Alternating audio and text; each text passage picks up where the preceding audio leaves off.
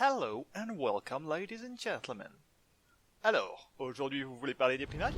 Oui ou non? Le oui c'est ici, sinon cochons le nom. Non? Très bien. Alors parlons cochons mes amis. Nous allons même parler arnaque, crime et botanique. Sans crime. La botanique c'est un peu discutable aussi. Passons.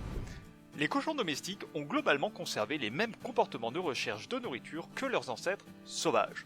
Ce sont des omnivores sans aucune spécialisation comme nous. Enfin comme vous. Moi je suis spécialisé dans le gras, le frit et le salé. Alors, autant vous dire que je suis pas pressé d'envoyer un SMS surtaxé au 3648 pour connaître la date de ma mort. Parenthèse, je viens de donner ce numéro au hasard et en fait, en vérifiant, il s'agit du portail de la Sécurité Sociale des Indépendants, le RSI. Coïncidence? Je ne crois pas. Fin de la parenthèse. Les cochons vivent en société composée, entre autres, de groupes familiaux qui cherchent leur nourriture de manière dispersée. Au sein des différents groupes, des hiérarchies se dessinent. En l'absence de prédateurs et de partage au sein d'une espèce, il devient vite plus rentable pour les animaux socialement élevés d'arrêter de chercher leur nourriture par eux-mêmes et de se spécialiser dans l'extorsion de ceux qui leur sont subordonnés. Bien entendu, ça n'existe que chez les animaux non humains. Jamais on verrait ça chez Homo sapiens. Voilà. Eh bien c'est exactement ce que l'on observe chez les cochons, d'après les travaux d'une équipe anglaise de l'an 2000. J'adore cette tournure, l'an 2000. Ça fait tellement futur ringard. Genre ils utilisaient un set de Pyrogravure 2000 en s'appuyant sur des modèles statistiques réalisés sur Spirograph 2000 et des expériences montées avec Chimie 2000 et Elect 2000. Bref. Dans ces études, ils ont fait des paires de petits cochons. Ce qui donne des maisons à moitié en paille, à moitié en bois, ou à moitié en bois et en briques. Enfin, cette étude a donné un véritable souffle dans le domaine de l'éco-construction. Avec un cochon de haut rang et un cochon de rang plus bas.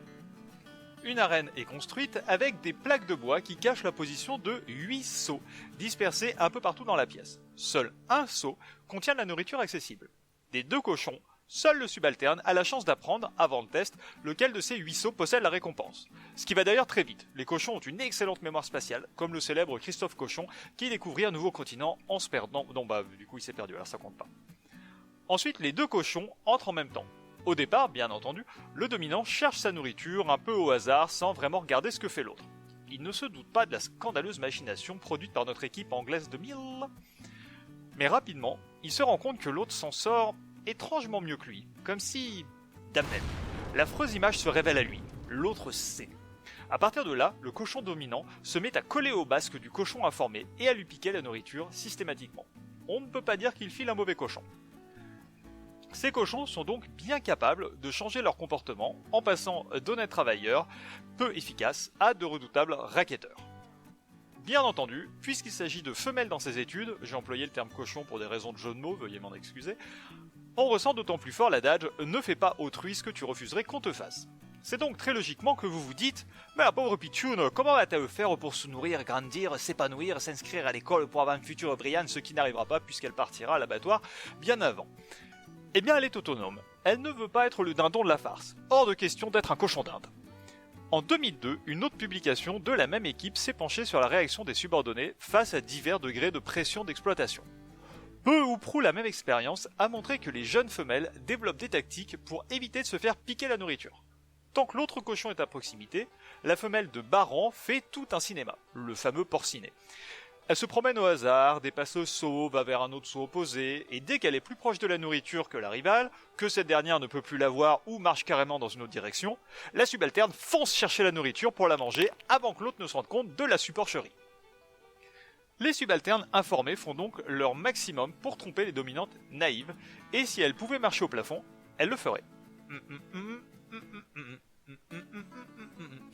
En revanche, ces techniques de tromperie n'apparaissent que si les femelles de bas rang ont déjà vécu l'expérience de se faire spolier. Si les dominantes ne décident pas de suivre les truies informées, alors ces dernières vont directement chercher la nourriture sans se prendre la tête plus que ça. Des travaux plus récents ont poussé plus loin la question. D'abord en augmentant le nombre de sauts, on passe de 8 à 12, et en ajoutant 2 récompenses, une grosse et une petite. Lors des entraînements, les jeunes truies subordonnées préfèrent commencer par la plus grosse récompense. Les chercheurs et chercheuses s'attendaient à ce que, en présence d'une dominante exploiteuse, les jeunes truies informées guident leur rival sur la récompense la plus petite pour pouvoir aller discrètement se consacrer à la plus grosse. Cette étude a mis à jour 2 choses.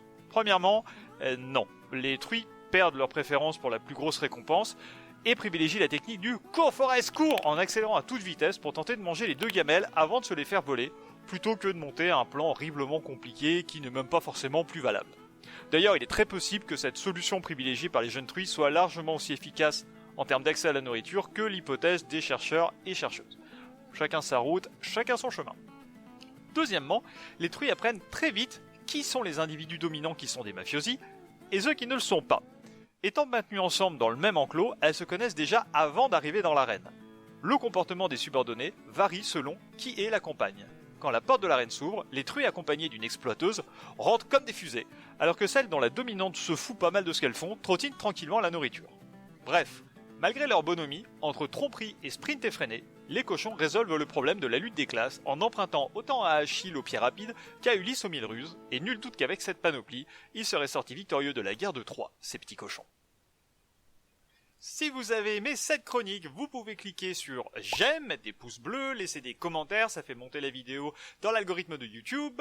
Vous pouvez la partager, vous pouvez cliquer sur s'abonner et ensuite sur la petite cloche pour être informé de toutes les nouvelles sorties.